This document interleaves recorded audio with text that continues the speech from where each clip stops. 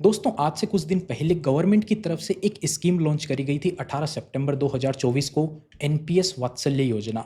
इस स्कीम के अंदर अब इन्वेस्टमेंट ऑप्शन चालू हो चुका है। अगर आप इन्वेस्ट करना चाहते हैं तो अपने बच्चे के नाम पे, जो कि माइनर है, जिसकी उम्र 18 साल से कम है, उसके नाम पे आप अपना पैसा इन्वेस्ट कर सकते हैं। इसके ऊपर हमने एक डिटेल में अलग से वीडियो बना रखा है, उसका लिंक आपको इस वीडियो के डिस्क्रिप्शन में मिल जाएगा। आप वो वीडियो देखना चाहें तो देख सकते हैं। इस वीडियो में हम बात करेंगे कंपैरिजन के बारे में। पब्लिक प्रोविडेंट फंड में अपना पैसा इन्वेस्ट करें, सुकन्या समृद्धि योजना में इन्वेस्ट करें, या डायरेक्ट म्यूचुअल फंड में ही इन्वेस्ट कर दें, या फिर एनपीएस वात्सल्य योजना में इन्वेस्ट करें। कौन सी स्कीम में पैसा इन्वेस्ट करें, क्योंकि ये स्कीम जो है सुकन्या समृद्धि योजना, ये गर्ल चाइल्ड के लिए चलाई जाती है, जिसके अंदर गर्ल की उम्र 10 साल से कम है तो उसके नाम पर आप अपना पैसा इन्वेस्ट कर सकते हैं। पीपीएफ भी जो है वो माइनर बच्चों के नाम पे अपना पैसा पेरेंट्स इन्वेस्ट कर सकते हैं। तो पीपीएफ के अंदर भी अगर माइनर यानी कि 18 साल से कम उम्र है तो उसके नाम पे भी अकाउंट खोला जा सकता है। और म्यूचुअल फंड के अंदर भी कोई एज रेस्ट्रिक्शन नहीं होता है। आप अपने बच्चों के नाम पर अगर उनका पैन कार्ड बनवा लेते हैं तो आप इन्वेस्टमेंट कर सकते हैं। उसी तरह से एनपीएस वात्सल्य योजना जो गवर्नमेंट की तरफ से लाई गई है, ये भी केवल स्पेसिफिक 18 से कम उम्र के जिनके बच्चे हैं उनको टारगेट करती है। वो भी अपना अकाउंट इसमें खुलवा सकते हैं। तो हम कंपेयर करेंगे इन 10 पॉइंट के ऊपर। जैसा कि आप देख सकते हैं कौन कौन किस स्कीम में इन्वेस्ट कर सकता है। कंपैरिजन के बाद में आप अपना डिसीजन बना सकते हैं कि आपको कौन सी स्कीम में पैसा इन्वेस्ट करना चाहिए। एनपीएस वात्सल्य में करें, पीपीएफ में करें, सुकन्या में करें, या फिर डायरेक्ट म्यूचुअल फंड के अंदर करें। इस स्कीम की बात करें मेनली तो यहाँ पर 1000 रुपये से आप इन्वेस्टमेंट कर सकते हैं। हर साल का आपको 1000 रुपये कम से कम जमा करना होगा। मैक्सिमम की कोई भी लिमिट नहीं है। 18 साल से कम उम्र के बच्चे के नाम पे खाता खोला जा सकता है। और विड्रॉवल की बात करें तो यहाँ पर जब भी आप अकाउंट खोलेंगे 3 साल पूरे होने के बाद में आप पैसा निकाल सकते हैं, लेकिन बहुत ही रेस्ट्रिक्टेड कंडीशन में आप पैसा निकाल सकते हैं। कितना पैसा निकाल सकते हैं? 25% पैसा आप निकाल सकते हैं खाता खुलने के 3 साल के बाद में। और ये 18 साल की उम्र जब तक बच्चे की नहीं हो जाती उससे पहले पहले आप केवल 3 बार पैसा निकाल सकते हैं। और 25% भी निकाल पाएंगे। किस किस कंडीशन में निकाल सकते हैं? बच्चे की एजुकेशन के लिए, बच्चे की इलनेस के लिए, या फिर कोई डिसेबिलिटी हो जाती है तो उस कंडीशन में ही पैसा निकाल सकते हैं। यानी कि एजुकेशन के लिए आप मान के चलिए 25% पैसा 3 बार निकाल सकते हैं 18 साल से कम उम्र में। और अकाउंट खुलने के 3 साल के बाद ही आप पैसा निकाल सकते हैं। और जैसे ही बच्चे की उम्र 18 साल हो जाती है उस टाइम पे आपके अकाउंट में अगर 2.5 लाख रुपए से कम बैलेंस है तो आप अकाउंट को बंद करवा सकते हैं और सारा पैसा निकाल सकते हैं।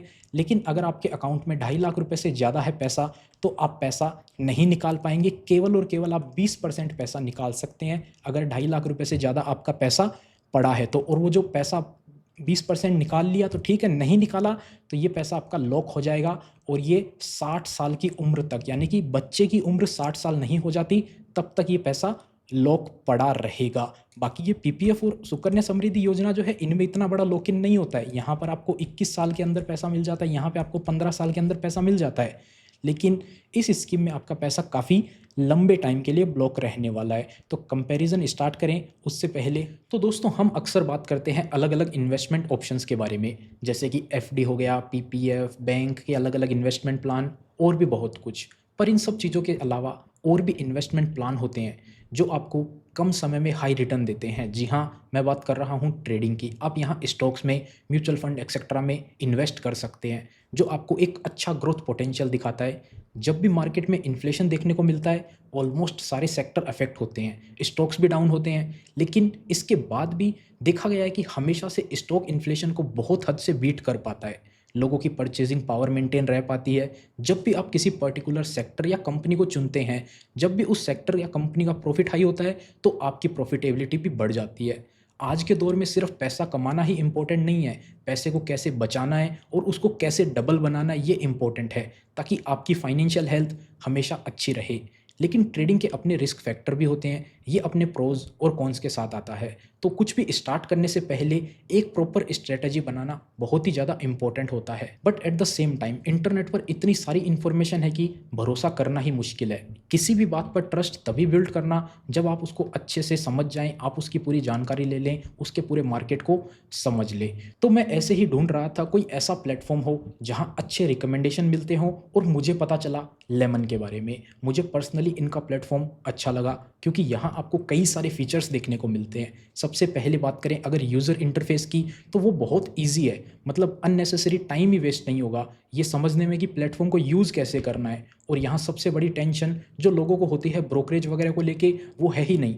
1 महीने के लिए ब्रोकरेज फ्री, ज़ीरो ब्रोकरेज। और एनुअल मेंटेनेंस फीस की बात करें तो 1 साल के लिए वो भी ज़ीरो है। मतलब अगर आप एक बिगिनर हो तो किसी चीज़ का स्ट्रेस नहीं होगा, आपको आराम से स्लो पेस में सीखते समझते बिना ब्रोकरेज के ट्रेडिंग करने का मौका मिलेगा। अब देखें इस सेक्शन में तो यहाँ पे आपको आईपीओ, म्यूचुअल फंड से लेकर स्टॉक तक सबकी इन्फॉर्मेशन डिटेल में मिल जाएगी।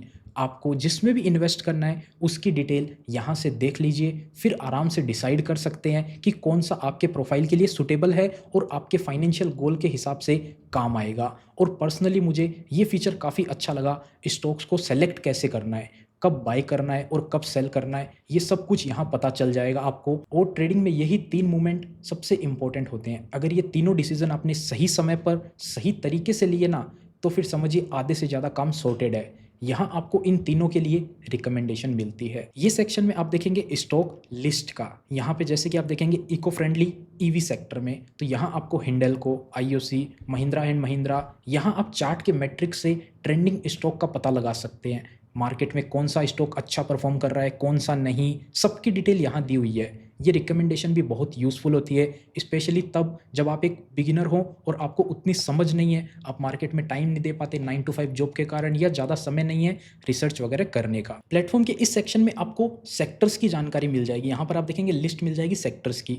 जैसा कि देख सकते हैं अभी 1 नंबर पर रियलिटी सेक्टर ट्रेंड कर रहा है और वहीं 2 नंबर पर आप देखेंगे तो फार्मा सेक्टर ट्रेंड कर रहा है। अब यहाँ पर आपको एक ओवरव्यू मिल जाता है कि मार्केट सीन कैसा है, ट्रेंड कैसा है, करंट सिचुएशन, और आप आराम से एक अंडरस्टैंडिंग डेवलप कर सकते हैं। उसके बाद में आप एक डिसीजन ले सकते हैं कि आपको इन्वेस्टमेंट कैसे करना है। ये प्लेटफॉर्म यूज़र के लिए एक अच्छा ओवरव्यू प्रोवाइड करता है, रिकमेंडेशन भी देता है, इसलिए मुझे एज ए ट्रेडर ये यूज़फुल लगा। अगर आप भी ट्रेडिंग में इंटरेस्टेड हैं और मार्केट को समझना भी चाहते हैं ताकि प्रॉफिट और नॉलेज दोनों एक साथ बढ़े, तो आप नीचे डिस्क्रिप्शन में दी गई लिंक पर क्लिक करके इसे ट्राई कर सकते हैं। चलिए बढ़ते हैं वीडियो में आगे। तो चलिए सबसे पहले एज और मिनिमम इन्वेस्टमेंट के क्राइटेरिया पे बात कर लेते हैं। एज में पीपीएफ की बात करें तो पीपीएफ में कोई भी क्राइटेरिया नहीं होता है। आपकी उम्र कितनी भी है आप पीपीएफ में इन्वेस्टमेंट कर सकते हैं। माइनर के नाम पे भी करना चाहें, आप खुद के नाम से करना चाहें तो कर सकते हैं। सेम ऐसा ही म्यूचुअल फंड के अंदर होता है। म्यूचुअल फंड में भी किसी के नाम पे भी इन्वेस्ट कर सकते हैं, चाहे मेल फीमेल किसी के नाम पे भी।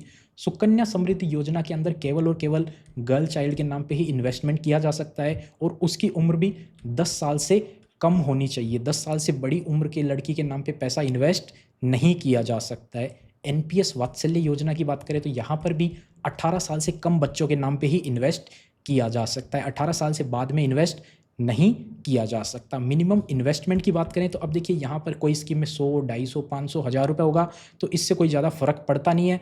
आपको अगर किसी भी स्कीम में इन्वेस्टमेंट करना है तो कम से कम 1000 रुपये तो इन्वेस्ट करवाएं ही करवाएं। बाकी वैसे आप रूल जानना चाहते हैं तो यहाँ पर आप 1000 रुपये से इन्वेस्टमेंट कर सकते हैं। पीपीएफ में 500 या 1000 रुपये से आप इन्वेस्टमेंट कर सकते हैं। सुकन्या समृद्धि योजना में पहले 1000 रुपये था, आप तो 250 रुपये कर दिया, इसमें आप इन्वेस्टमेंट कर सकते हैं। और म्यूचुअल फंड में भी स्कीम टू स्कीम डिपेंड करता है आप कौन से म्यूचुअल फंड के अंदर इन्वेस्ट करें। तो कोई आपको 100 से भी इन्वेस्टमेंट का ऑप्शन देता है, कोई आपको 500 से भी इन्वेस्टमेंट का ऑप्शन देता है, तो अपन इसको 500 एज ए मान लेते हैं। इसके बाद में बात करते हैं मैक्सिमम इन्वेस्टमेंट ऑप्शन और रिटर्न रेट की। तो देखिए एनपीएस वात्सल्य योजना के अंदर मैक्सिमम की कोई भी लिमिट नहीं है, आप कितना भी पैसा इन्वेस्ट करना चाहें कर सकते हैं, आपकी चॉइस है। पीपीएफ के अंदर आप केवल मैक्सिमम 1.5 लाख रुपया ही इन्वेस्ट कर सकते हैं। अब ये 1.5 लाख रुपये भी क्या है कि एक टैक्स पेयर का माना जाएगा। अगर आप खुद के नाम से ही 1.5 लाख रुपये इन्वेस्ट कर रहे हैं ना, तो आप अपने बच्चे का अलग से 1.5 लाख रुपये इन्वेस्ट नहीं कर सकते हैं, तो ये बात आपको ध्यान देनी है। वहीं सुकन्या समृद्धि योजना की बात करें तो इसमें भी 1.5 लाख रुपया ही ज़्यादा से ज़्यादा इन्वेस्ट किया जा सकता है और एक परिवार में 2 बेटियों का खाता ज़्यादा से ज़्यादा खोला जा सकता है। अगर एक बेटी के बाद में ट्विंस यानी कि जुड़वा बच्चे पैदा हो जाते हैं तो उस कंडीशन में 3 अकाउंट और ट्रिपल रेट पैदा हो जाते हैं तो 4 अकाउंट भी खोले जा सकते हैं। लेकिन इन जनरल बात करें तो 2 अकाउंट ही खोले जा सकते हैं। और म्यूचुअल फंड के अंदर भी कोई रेस्ट्रिक्शन नहीं होती है, आपका पैसा जितना कमाते हैं उतना इन्वेस्ट कर सकते हैं। रिटर्न रेट की बात करें तो पीपीएफ के अंदर 7.1% का आपको गारंटीड रिटर्न मिलेगा। फिक्स है, जितना पैसा डालेंगे इतना ही रिटर्न आपको मिलेगा। सुकन्या समृद्धि योजना के अंदर 8.2% पर एनम, ये दोनों पर एनम है यानी कि साल का रिटर्न है, इतना पैसा आपको हर ईयरली मिलेगा। यानी कि 15 साल इन्वेस्ट करेंगे तो 15 साल के हिसाब से आप कैलकुलेशन कर सकते हैं, 20 साल करेंगे तो 20 साल से आप कैलकुलेशन कर सकते हैं। एनपीएस वात्सल्य योजना और म्यूचुअल फंड अगर आप चाइल्ड के नाम पे इन्वेस्ट करें तो इनमें कोई रिटर्न फिक्स नहीं होता है, मार्केट की कंडीशन पे डिपेंड करता है। तो यहाँ पर आप अज्यूम कर सकते हैं 9 से लेकर 18% तक का रिटर्न आपको मिल सकता है, फिक्स नहीं है। सेम म्यूचुअल फंड में होगा, सेम एनपीएस वात्सल्य योजना में होगा। अब एनपीएस में कैसे 18 तक होगा, अगर आप कंप्लीटली अग्रेसिव फंड की तरफ जाते हैं यानी कि 75% पैसा आपने इक्विटी में लगा रखा है तो 18% का भी रिटर्न आपको देखने को मिल सकता है पिछले परफॉर्मेंस की बात करें तो। उसके बाद में बात कर लेते हैं ड्यूरेशन की और एक्सटेंशन की, यानी कि कितने समय के लिए आपको पैसा रखना पड़ेगा, कितने समय के लिए आपको इन्वेस्टमेंट करनी पड़ेगी, कितने टाइम तक आपको पैसा जमा करना पड़ेगा। एनपीएस वात्सल्य योजना की बात करें तो 18 से पहले आपका खाता खुलेगा तो तब से लेके आपको हर साल 1,000 रुपये तो कम से कम जमा करते जाना है, और जब तक आपके बच्चे की उम्र 60 साल नहीं हो जाती तब तक आपको पैसा इसमें जमा करना होगा। और उसके बाद में ही ये जो है पेंशन के रूप में आपको हर महीने पैसा मिलना शुरू हो जाएगा। 18 की उम्र में 20% पैसा निकाल सकते हैं जैसा आपको बताया, और उसके बाद में आपको एज ए पेंशन मिलेगी 60 के बाद में। कुछ पैसा 60 उम्र पे लमसम मिल जाएगा, बाकी पैसे की आपको एन्युटी परचेज करनी पड़ेगी और वो आपको एज ए पेंशन मिलेगा। पीपीएफ की ड्यूरेशन की बात करें तो 15 साल तक आपको पैसा जमा करना होता है, और 15 साल के बाद में भी आप 5 साल का एक्सटेंशन करवाना चाहें तो करवा सकते हैं 5-5 साल के ब्लॉक में। यानी कि आपने 25 की उम्र में अकाउंट खुलवाया, माइनर की बात करें तो आपने 5 साल की उम्र में अकाउंट खुलवाया, 5 साल के बाद में 15 साल तक यानी कि उसकी उम्र 20 साल हो जाती है तब तक तो आपको इन्वेस्ट करना ही है। अब 20 साल का उम्र हो गई, वो निकालना चाहे तो निकाल सकता है, नहीं तो अगले 5 साल के लिए भी इसको एक्सटेंड करवा सकते हैं। सुकन्या समृद्धि योजना की बात करें तो इसमें 15 साल के लिए इन्वेस्टमेंट करना होता है, और ये अकाउंट बंद कब होता है, 21 साल के बाद बंद होता है। यानी कि 15 साल तो पैसा जमा करना है और 7 साल पैसा पड़ा रहेगा, उसके बाद ही आपको वापस मिलेगा। अगर बच्चे की शादी है उस कंडीशन में आप अकाउंट को बंद करवा सकते हैं। अगर पढ़ाई के लिए पैसा निकालना है तो बिना पेनल्टी के उस कंडीशन में आप पैसा निकाल सकते हैं। एक्सटेंशन पॉसिबल नहीं है, यहाँ पर भी पॉसिबल नहीं था। म्यूचुअल फंड की बात करें, कोई ड्यूरेशन नहीं, कोई एक्सटेंशन नहीं, पूरा आपके ऊपर है, खुला प्लान है, अपनी मर्जी से कब इन्वेस्ट करना है कब निकालना है।